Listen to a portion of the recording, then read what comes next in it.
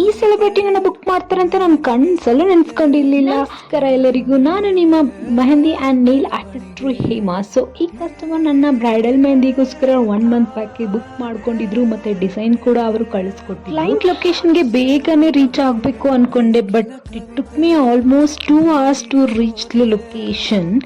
ಈ client actually ಇವರ ಎಂಗೇಜ್ಮೆಂಟ್ಗೂ ನನ್ನೇ ಬುಕ್ ಮಾಡ್ಕೊಂಡಿದ್ರು, but due to some reasons ಅದು ಕ್ಯಾನ್ಸಲ್ ಆಗೋಗಿತ್ತು. So meet my beautiful client Nivedita.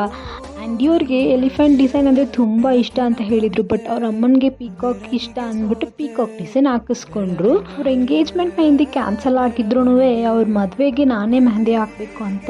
ಈ ಥರ ಕ್ಲೈಂಟ್ ಸಿಗೋಕ್ಕೆ ನಾನು ತುಂಬಾ ಪುಣ್ಯ ಮಾಡಿರಬೇಕು, ಯಾಕಂದರೆ ಈ ಕ್ಲೈಂಟ್ ಅಂತೂ ಮೋರ್ ದ್ಯಾನ್ ಫ್ರೆಂಡ್. ನನಗೆ ತುಂಬ ಚೆನ್ನಾಗಿ ಟ್ರೀಟ್ ಮಾಡಿದ್ರು.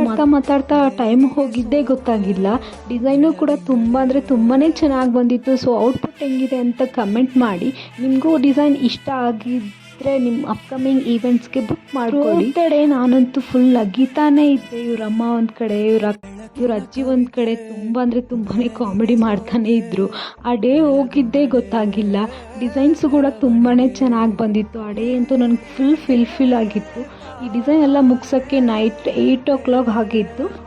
I am so proud to be a mehndi artist, because ನನ್ನ ಎಲ್ಲ ಕ್ಲೈಂಟ್ಸು ನನ್ನ ತುಂಬ ಫ್ರೆಂಡ್ಲಿಯಾಗಿ ನೋಡ್ಕೋತಾರೆ, ಅವ್ರ ಫ್ಯಾಮಿಲಿನೂ ಕೂಡ. So full mehndi work complete ಮಾಡಿಬಿಟ್ಟು ಅವ್ರಿಗೆ ಬಾಯ್ ಹೇಳ್ಬಿಟ್ಟು ಅಲ್ಲಿಂದ ಮೆಟ್ರೋ ಹತ್ಕೊಂಡು ಹೊರಟ್ಬಿಟ್ಟೆ. So thank you so much. Thank you for watching. Next ವಿಡಿಯೋದಲ್ಲಿ ನೋಡೋಣ.